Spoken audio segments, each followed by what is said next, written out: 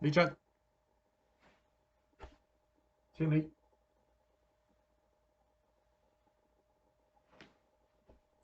回错。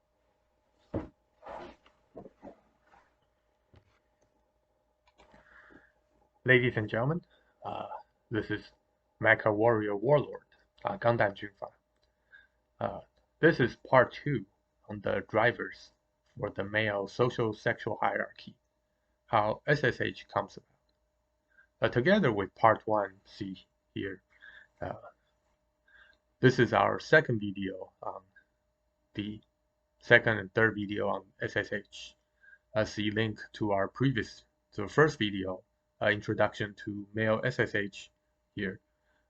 Next, we will explore the female social hierarchy, which is decoupled from their sexual hierarchy. Then we will explore co-ed mixed social sexual hierarchy. And number 5 will be on the interracial and interethnic social sexual hierarchy, which will also lead into our Chinese people and modern masculinity series.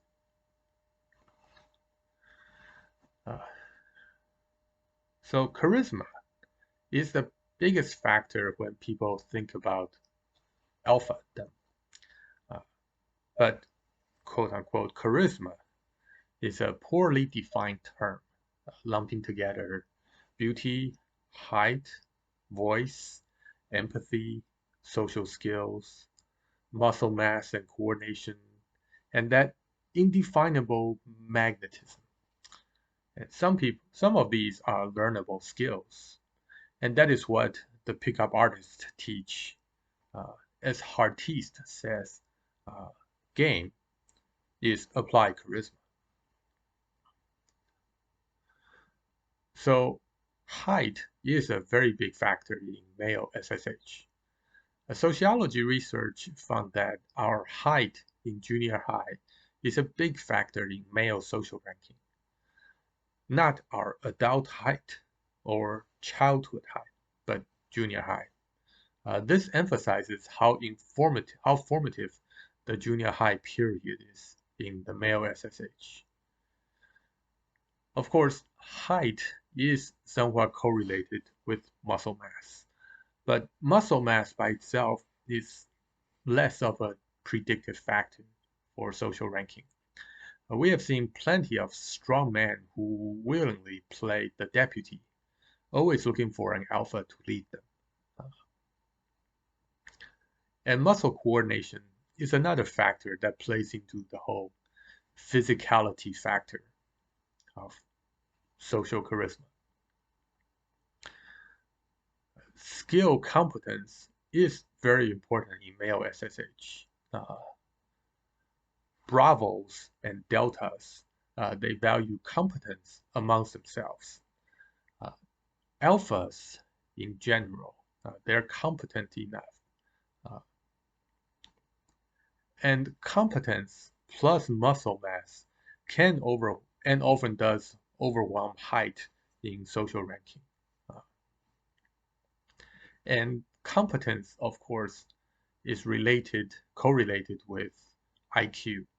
However, the smartest people are very rarely alphas, which is a tragedy to the gammas and occasionally the deltas. And this is because communication is important in groups.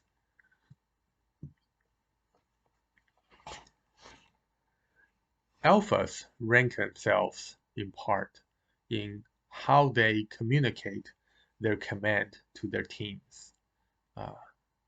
The team with a less verbal alpha, of course, will lose to another team with a better talking alpha. And there is a communication gap in IQ as well.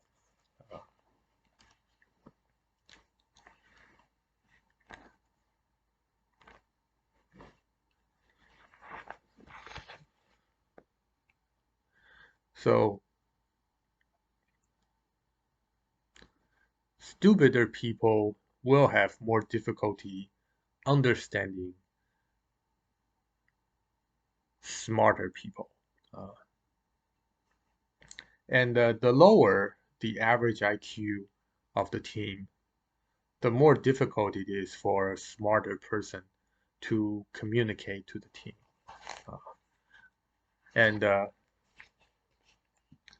greater the team's IQ variance, the more difficult it is for the team to communicate among itself. And we're going to cover this later on, talking about human social mechanics, organizational mechanics. Vox Day says that 10 to 20 point IQ difference is about the limit for communication. A team with 100 point average IQ have very great difficulty understanding leaders of 120 IQs or more. Of course, there are a few communication geniuses who can talk easily with less intelligent people, but they are very rare. Most alphas and bravos are constrained by their IQ. They can only manage teams within their IQ range. In crisis situations, the communication gap magnifies as well. Leaders smarter than their team average just cannot move the teams faster than leaders of average IQ within the average of the team. The average IQ leader might not be doing the most correct things, but speed is very important in competition and crisis situations, oftentimes more important than competence. And that's why they say it doesn't matter what you decide, as long as you decide quickly in leadership classes. So communication is also why alphas are almost always extroverts. And social extroversion is another big factor after height in male SSH. In a team, communication is mandatory for coordination. Now, introverts can learn enough talking skills to be competent at leadership communication, but it is always a struggle.